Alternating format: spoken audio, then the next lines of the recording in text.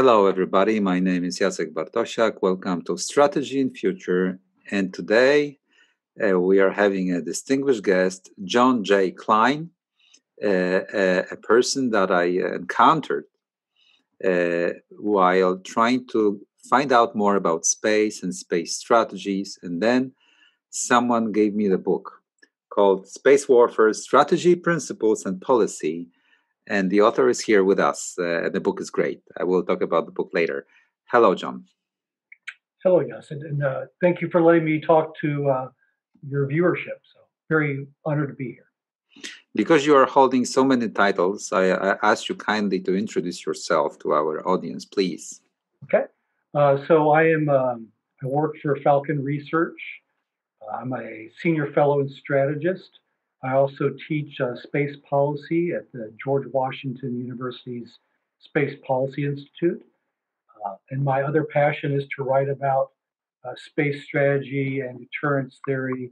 I'll do a standard disclaimer. The views that I'll express today are my own and don't reflect those of Falcon Research, George Washington University, or the U.S. government. Okay, let's get started. Okay. Not only do I see, the airplanes behind you from different angles and the banner, Starfleet Academy, that all, of course, arouses anxiety and questions probably among our audience. But also, you wrote a really masterpiece about space strategy, and why I think it's a masterpiece, and I think that the audience should really read the book because it's a very calm book, disciplined in narrative, showing the Earth-based strategies, how they are reflected in a similar pattern in the space, with the great names of Mahan, Corbett, others, those golden names of our past that actually carved our understanding of the naval warfare most frequently. But this book is very rich in those connotations. And the most importantly, you wrote it a long time ago. Like, given this, space developments, you wrote it ages ago, like a dozen years ago or something. So why did you write it? What happened meanwhile after you wrote it? Where are we now? So let me answer the question: why is an old Navy guy writing on space? So most folks growing up, I grew up in Central Florida, the United States, got to see the Apollo launches from my backyard. As most children of that age, they want to be astronauts. So I joined the Navy. I flew. I got to go to test pilot school because if you want to be an astronaut, that's what you do.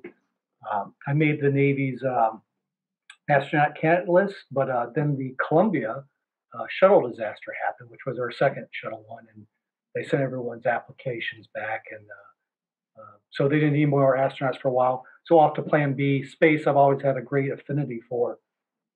I went to the Naval War College, wrote a short paper called Corbett in Orbit.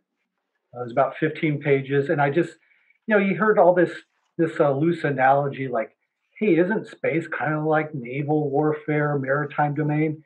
And then it kind of stopped. It was like, so I said, well, if that's actually true, what is maritime strategy? What would you take as your framework for maritime strategy and apply it to space? So that's what that paper was. I did a fellowship after that at Brookings. Didn't have a lot for me to do, so I decided to write that first manuscript, Space Warfare. And basically, it lays out, here's maritime strategy according to Sir Julian Corbett, a British academic who was a contemporary of Alfred Thayer Mahan. Corbett's model was more, I would say, more structured. Mahan, no discredit to him, but he was serving a political purpose for the United States at the time, working for, supported by Theodore Roosevelt, the president, for the United States to become a maritime power. So there was a lot of political agendas. Corbett was more, here's what the historical record shows. So I took his model, applied it to space, and I finished up my Navy career. That book may have been too far ahead of its time because it was space warfare. Right now we always, here in the United States, space is a warfighting domain. Well, back then when I wrote it in 2006, it was not recognized as a warfighting domain. It was recognized as a sanctuary. that was free of conflict, free of hopefully free of weapons. But fast forward, I get to now support the U.S. government in developing space policy and strategy as my day job, and like I mentioned, my night adjunct, and then my passion is also both of those. So I have to pinch myself that I get to live the life I do. Uh, just I did come out with another follow-on book. The first one was kind of like an academic proof. I think I showed that maritime strategy and theory can be applied to space.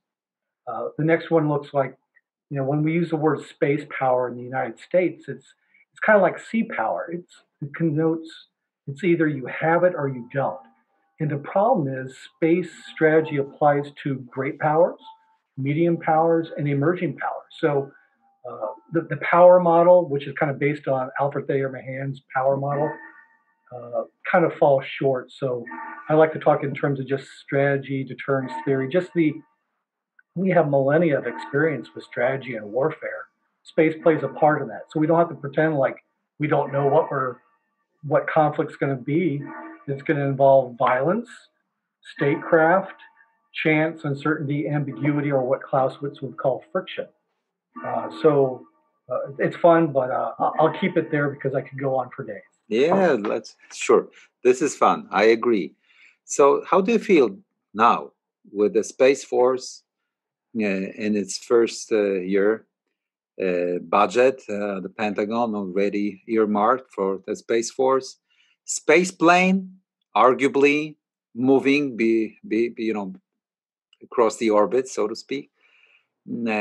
Some other technology application. Elon Musk Starship, reusable capabilities, co-orbital fueling somewhere in the air, probably, in ideas, Artemis program, and most importantly, John, US-China increased competition that, if we take a historical record of humanity, will also push us to seek a new domain, new commanding heights, where this race could be won by one of the parties. How do you feel? So I'm going to answer probably the first and last.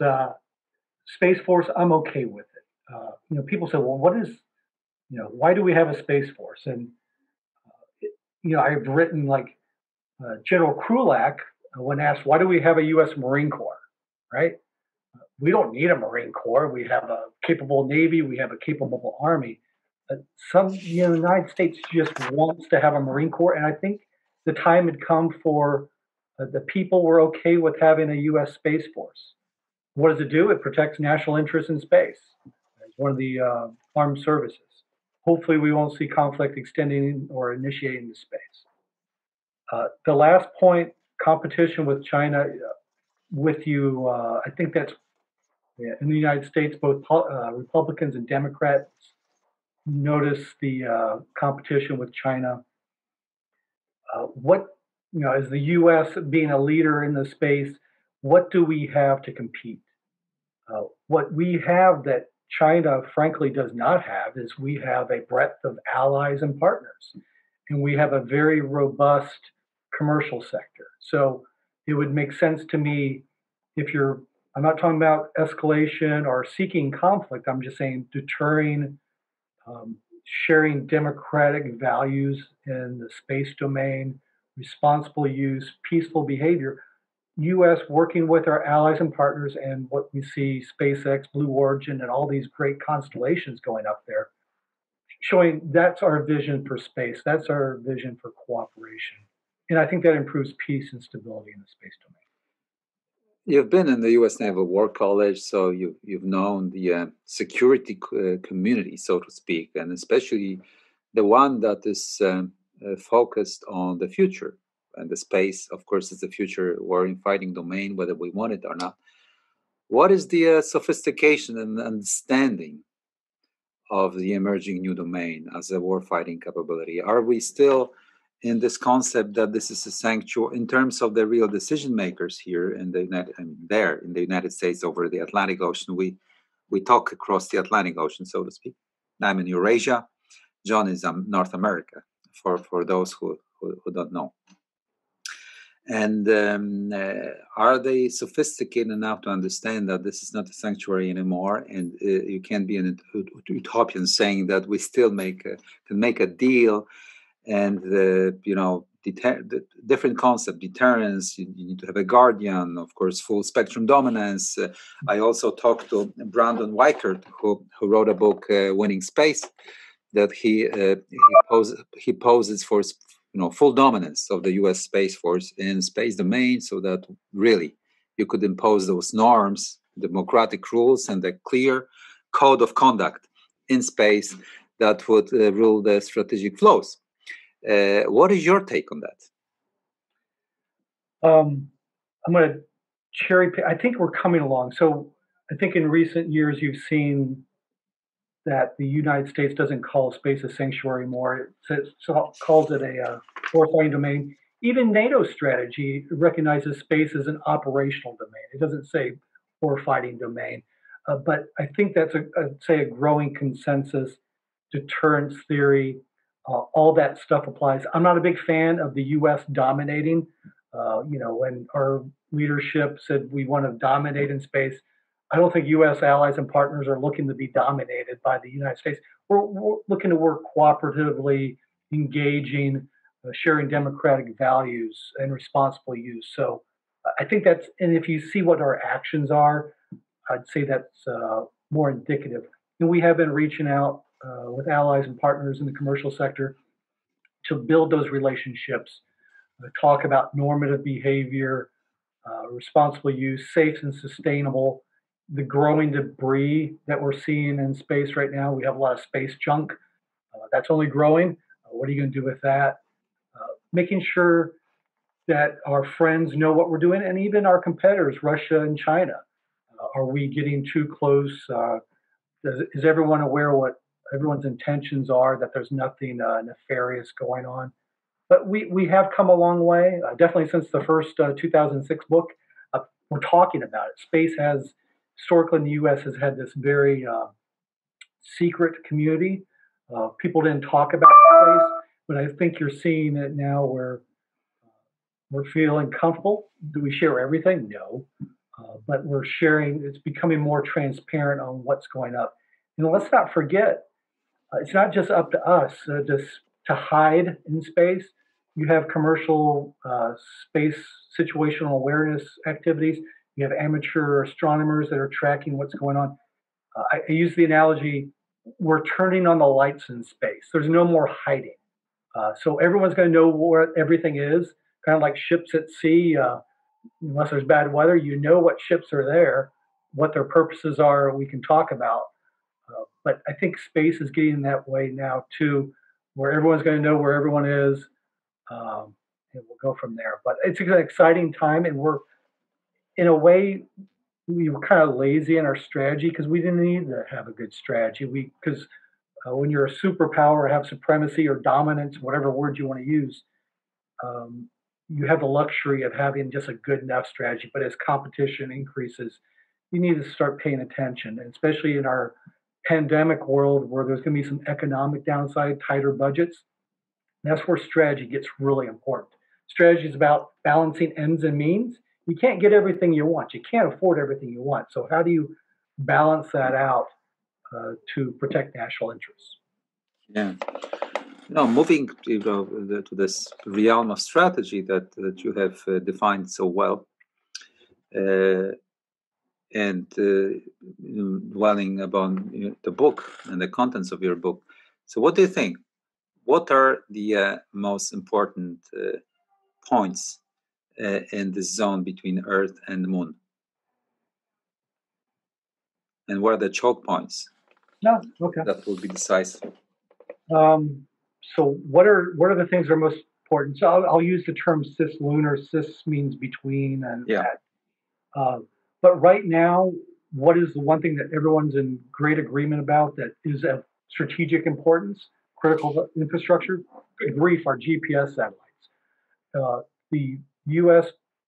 Global Positioning System satellites are owned and operated by the U.S. Air Force.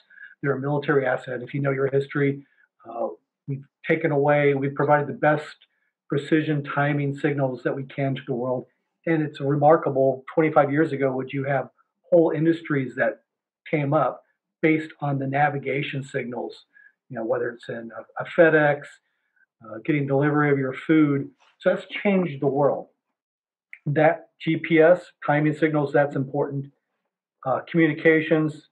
If this is coming across satellite, I'm not sure if we're using a transatlantic cable or not, but hey, whether it's your direct TV, your news, your network. So those things in geostationary orbit, as the Earth rotates, it goes with you.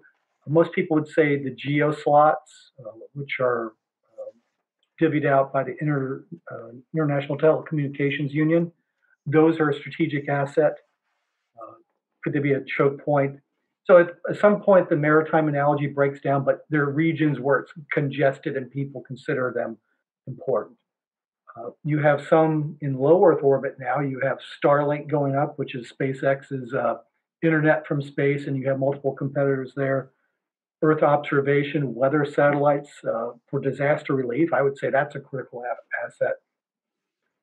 And now you have the U.S. Working with allies and partners talking about going back and putting a human presence on the moon, the Artemis program. You have China, even though their timeline isn't as clear, it's talking about going and putting having basing on the moon too. The 1967 Outer Space Treaty doesn't prohibit basing, just no military bases or weapons, certain weapons up there. But it's growing, and our interests are growing out from near Earth, out further. So we had LEO, MEO, mid-Earth orbit is where the GPS constellations are. And eventually, hopefully, we'll get to Mars and have a human presence there. As economies grow out of these, whether it's through selling of services or products, maybe asteroid mining at some fanciful time, those interests have to be protected. So it's exciting. I'll just leave it that one there. Again, we could talk for hours. Yeah, you also use the beautiful term in your book, celestial lines of communication, of course, in resemblance of the maritime lines of communication, which are the backbone of naval strategy. Could you expand on that to our audience a little bit? Sure. So we'll start off the maritime. One of the reasons that maritime strategy and theory applies to space is the idea of lines of communication. So in land warfare, when two armies met, they would march out and they would meet. Their line of communication usually went from the front line back to their country, wherever their tail was. In maritime, they get kind of intertwined and you share the same lines of communication. So you can't, under certain circumstances, you can't deny an enemy's use of maritime lines of communication, sea lines, without denying it to yourself. So think about open water mines, mining harbors. In space, that still applies. So we share the same orbits, we share the same use of space. So we share the geobelt. LEO orbits can be intertwined. The debris impacts everybody.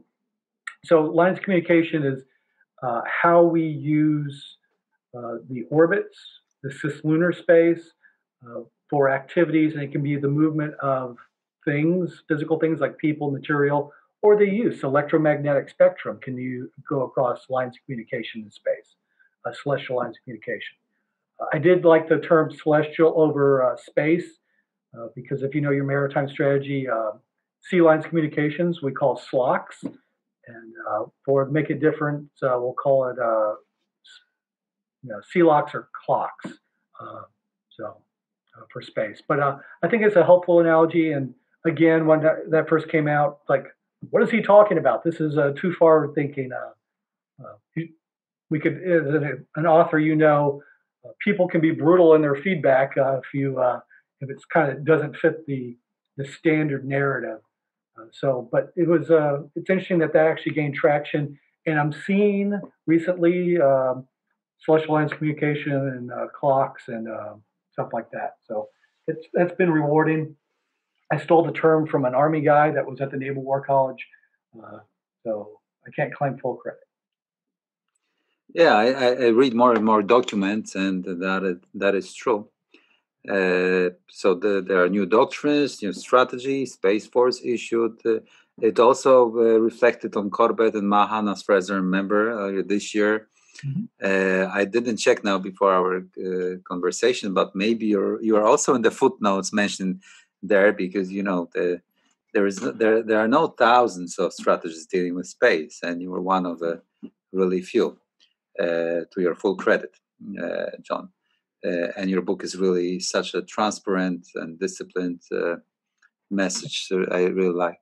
One of the chapters is talking about the lesser powers, what they could do in space. Me being from Poland, please tell me something. What the lesser power like Poland could do in space, then, or some other countries of that side.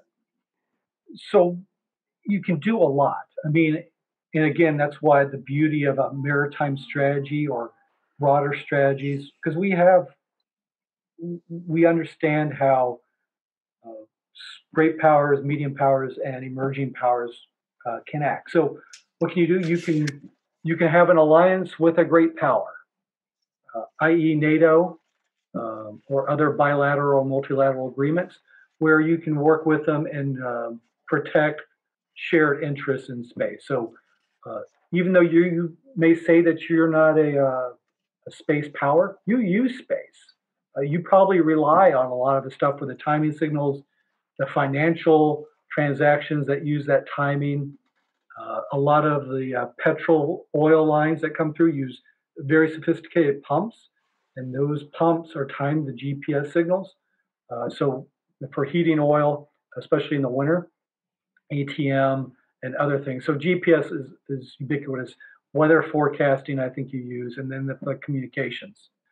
And other markets are still coming out from that. So you are a user and you care about it, whether you know it or not. So you can, if you're looking to contest, so it's easy to cooperate. How could an emerging power contest? How could Poland contest China, or say for instance? Well, what would be the situation that bring that in? But if you look at historically, an emerging power kind of can use guerrilla tactics. You avoid direct conflict. You trade. You try to buy time until you can improve your alliances to have someone act on your behalf. You can do, we talk about command of space, which is like command of the sea. And again, why dominance doesn't work, but you can't dominate all of space at once. You have to choose specific regions and for a certain amount of times, because space, as far as we know, is infinite. So you have to, and most of our interests are near Earth.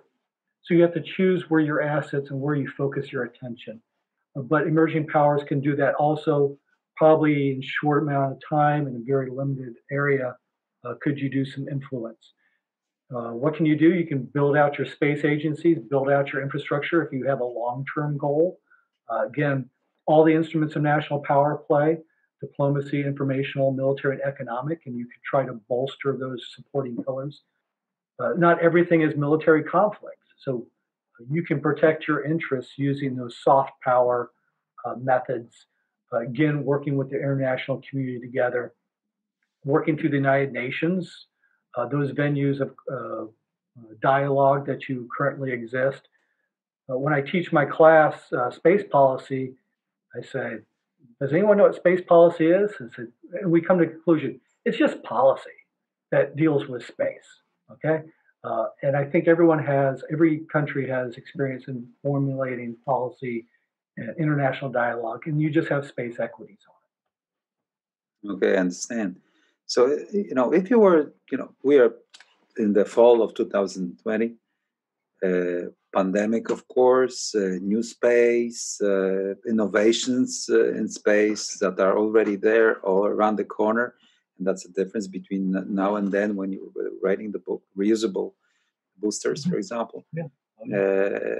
And the Chinese catching up as well. And of course, we have not only a rift, but a major structural confrontation between US and China in terms who is in charge of world trade, strategic flows, technology, many domains of civilian lives that can transcend into confrontation in space. What is your gut feeling? Where shall we be in 10 years' time? both in terms of the US-China confrontation and especially in terms of the space rivalry? Okay, predicting the future. I'm going to be the optimist. I'm going to say, and I'm not sure I'm going to go. I'll say within the next 5 or 7 years, I'll give a prediction. I think we are based on current events and what I see it going. I think the U.S. is building a coalition or a combined view. Hey, we're going to work together. We're going to act responsibly in space.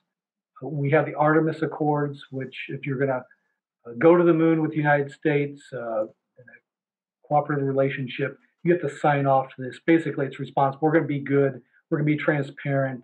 We're going to talk to each other.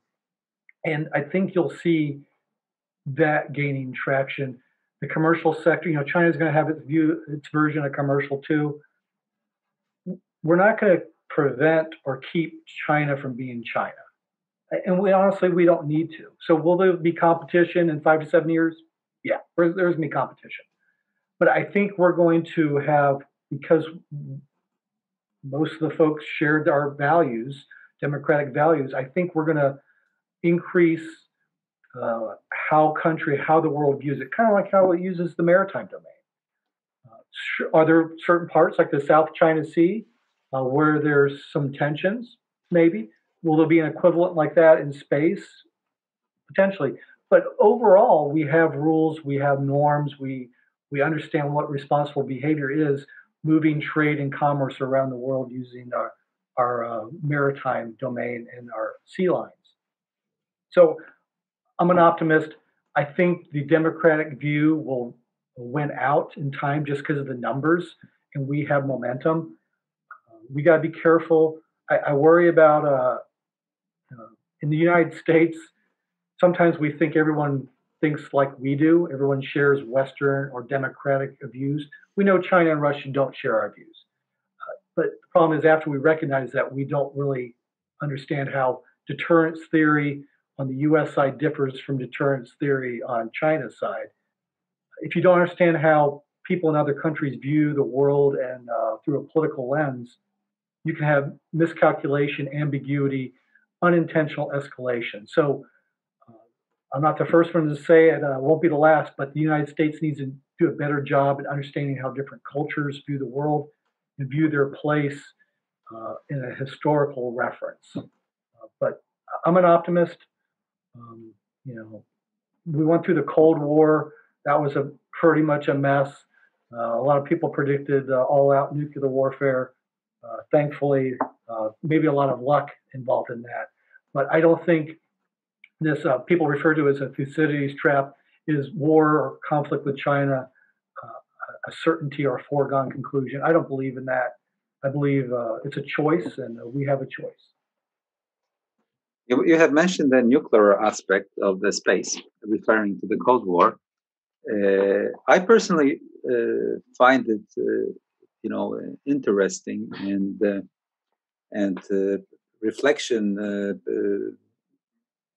demanding more reflection, considering that maybe we are in another era now, and because we have the precision-guided munitions and this situational awareness that imposes so much on the conventional warfare on Earth, so space, and in in all good times of the Cold War, if I may put it that way, it was all about detection of the missile, intercontinental ballistic missiles, and so on and so forth. And now it's more about the conventional warfare, and so systems imposing on the conventional warfare. Don't you think it's more escalatory in a way? Because in all good times, where there was this equilibrium between Soviets and the Americans, everybody was really trying hard not to pull the trigger and not to make sure that his behavior could pull the trigger someone else. While now, people might think that we will seek and gain quickly advantage, if we control the space. And especially it takes a few hours, so if we eliminate the space assets of the other party, then there will be no war on terra. Don't you think the space itself might be a little bit escalatory in this way of thinking? The comparisons on the nuclear side is fascinating, and historically the space community grew up out of the nuclear type of a scenario, whether it was space-based infrared detection of nuclear warheads being launched and stuff like that. So that owes its legacy. A lot of early space thinking on deterrence came from the nuclear community, but that's a bad analogy because nuclear weapons are. A lot of people say they only have value in their non-use. So, and that doesn't really necessarily hold up for space as your comments dictate. So, could you have small actions in space? Could you have provocative, um, malicious actions? You don't really see that on the nuclear side. And I think looking at historical empirical evidence, yeah, you're going to see stuff like that. And honestly, we have that right now. We have jamming, we have lasing going on. Really? Could you expand on that a little bit? The audience would be fascinated to hear that. This is going on, actually. Yeah, there is, and it's open source. If you look at Secure World Foundation and the Center for Strategic and International Studies, they do out annual reports, and it talks about when U.S. satellites go overhead, some of the more sophisticated ones, people are shooting lasers at its optics. People are jamming commercial companies' signals, like Viasat is a satellite TV provider, and they're under attack on a daily basis. It's not just lasers and jamming, it's actually cyber attacks. So the space domain and the cyber domain are closely intertwined because they both rely on networks. They have ground nodes that transmit.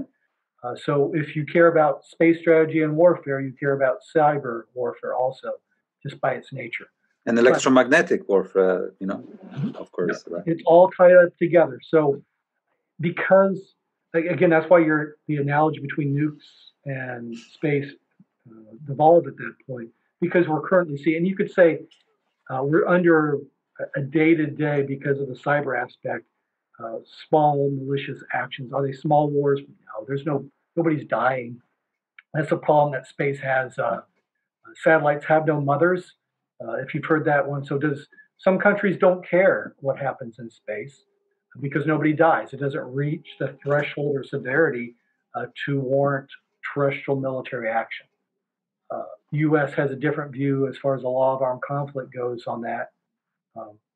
If it's critical infrastructure, there's certain stuff you don't want to mess with that could. I think our national security strategy says if you do harmful interference or hostile actions, can be met with a response in the time, place, and domain of our choosing. So we made it clear you mess with us in space is not limited to necessarily an in-kind action in space.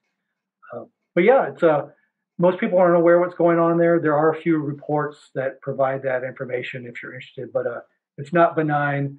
It's not everyone working together.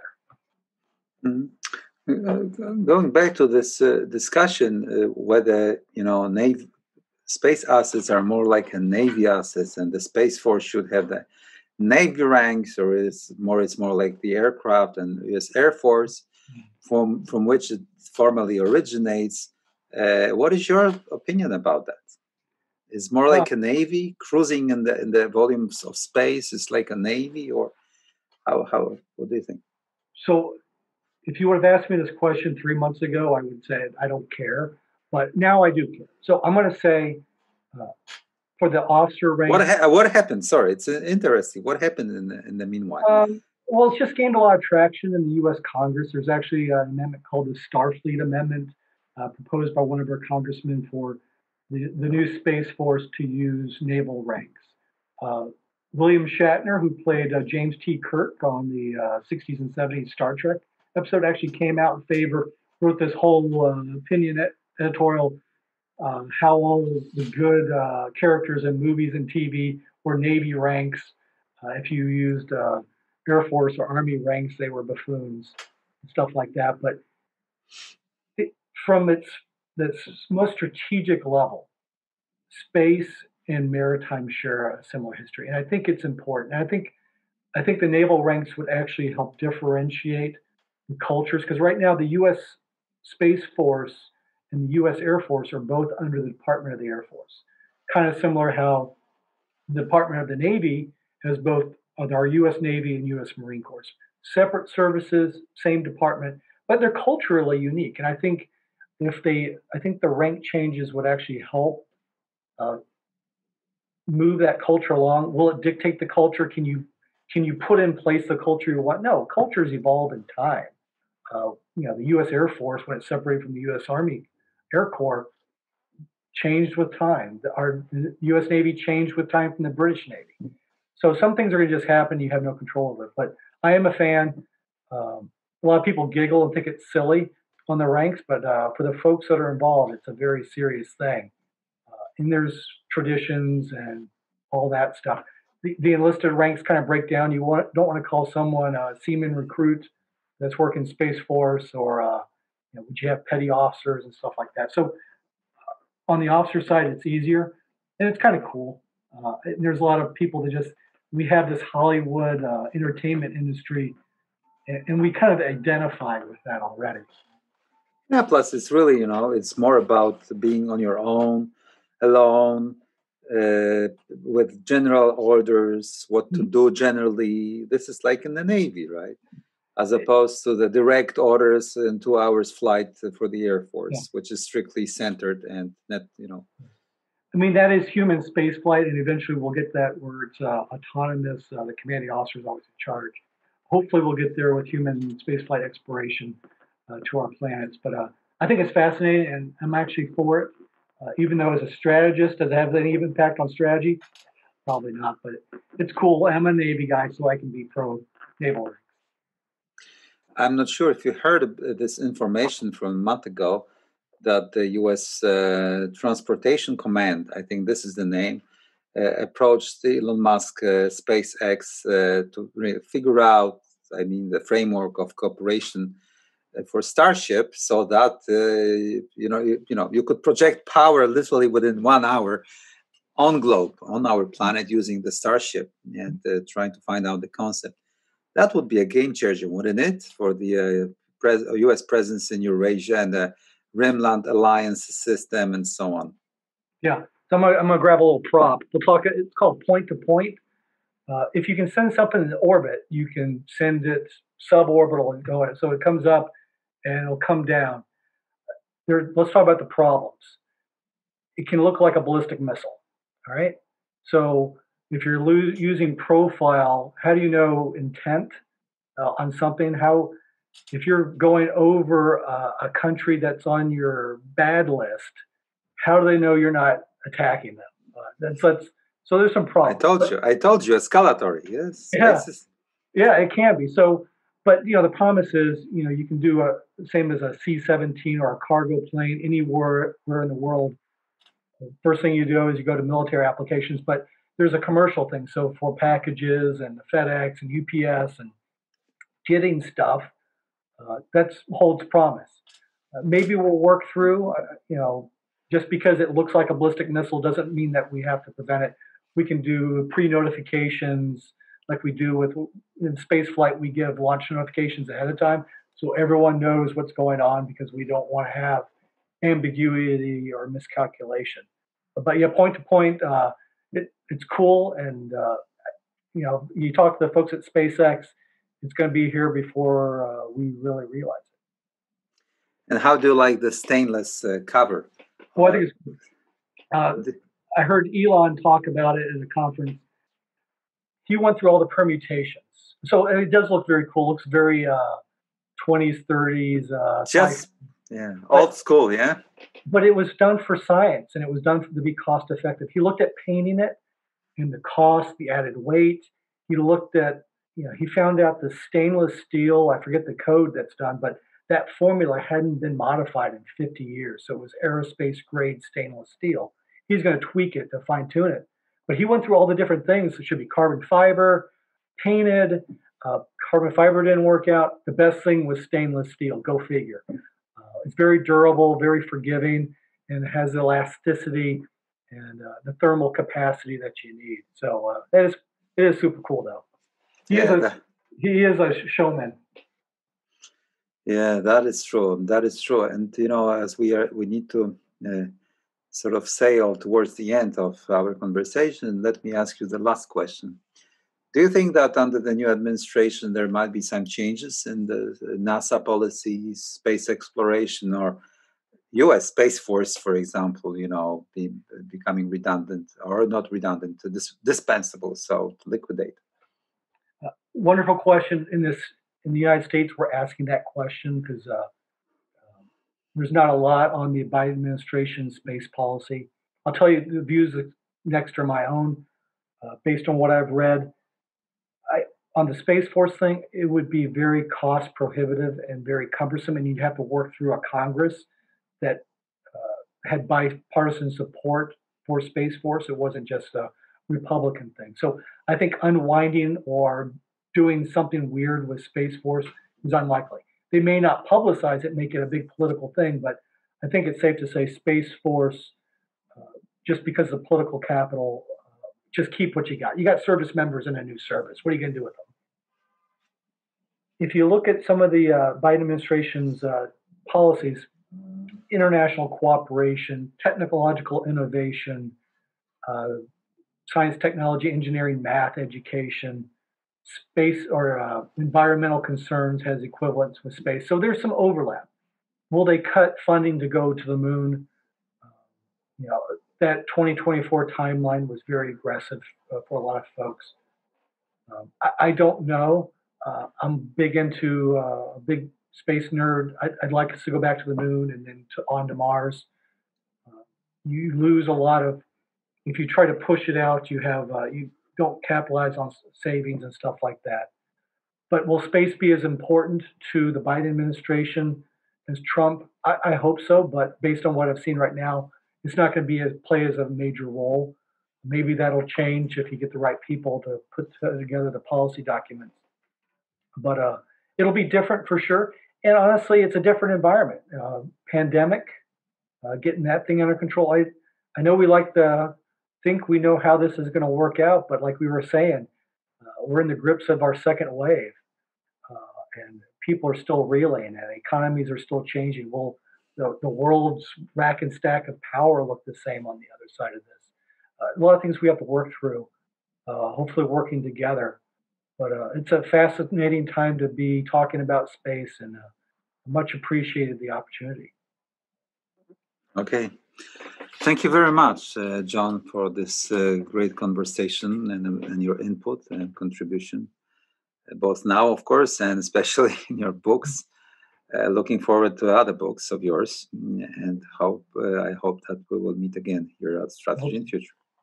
Thank you for having me. Thank you very much.